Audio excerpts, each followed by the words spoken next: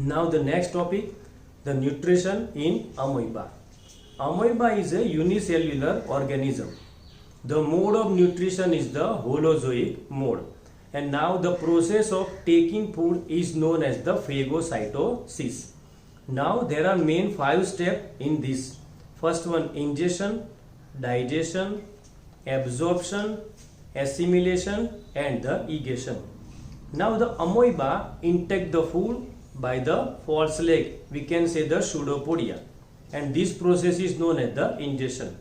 Now surrounding the food particle, a bubble like structure is formed, and this bubble like structure is known as the food vacuoles. Now in these food vacuoles, the lysosome, you know very well, the enzymes of the lysosome, and they are the digestive enzyme.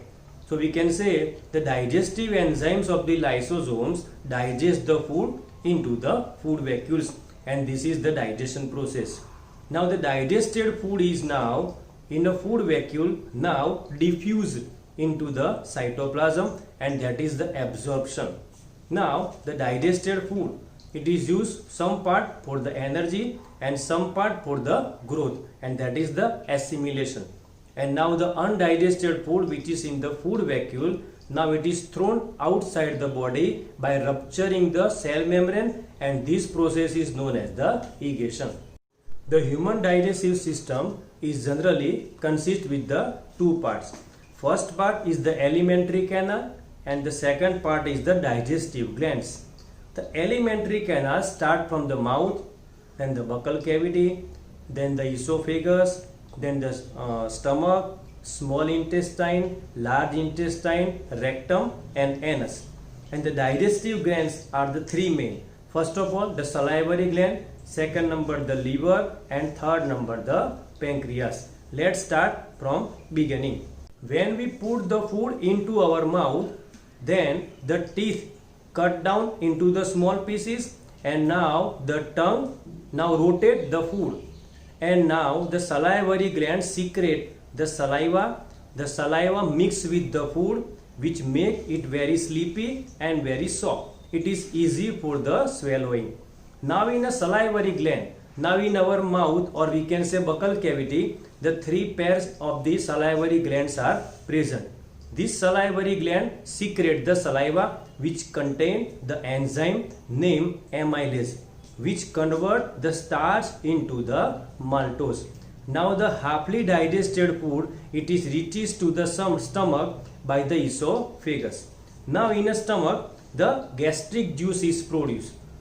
This gastric juice contain the 3 parts.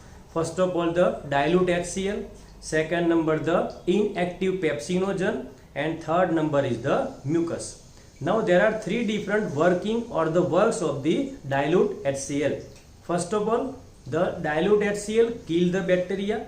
Second number, it provide the acidic medium, and third number, which convert the inactive pepsinogen into active pepsin. Now the mucus protect the wall of the stomach from the acid. Now here in a gastric juice, the enzyme pepsin which digests the food protein, that means the different kinds of the pulses we can say. Now at the end of the stomach, now the one valve is there, and the name of the valve is the pyloric valve, and this pyloric valve is guarded by the sphincter muscles. They are the special muscles. Now after the stomach, now the initial part of the small intestine, and this is U-shaped structure, and this is known as the duodenum. In this duodenum, the common duct open from the liver and the pancreas. Now first of all, we will go for the liver. Now the liver secrete the bile. The color of the bile is the greenish yellow color, and which main function, which convert the acidic food or the acidic medium into the basic, or we can say alkaline medium, so that the pancreatic juice, now the enzymes of the pancreatic juice can be activated. And second number, it convert the big globules of the fats into the small globules. Now the bile is produced into the liver, and which is stored into the gallbladder. Now the pancreas produce the pancreatic juice, which contain the three different kinds of the enzymes. They are trypsin, which digests the protein, the amylase, which digests the starch, and now the lipase, which digests the fats.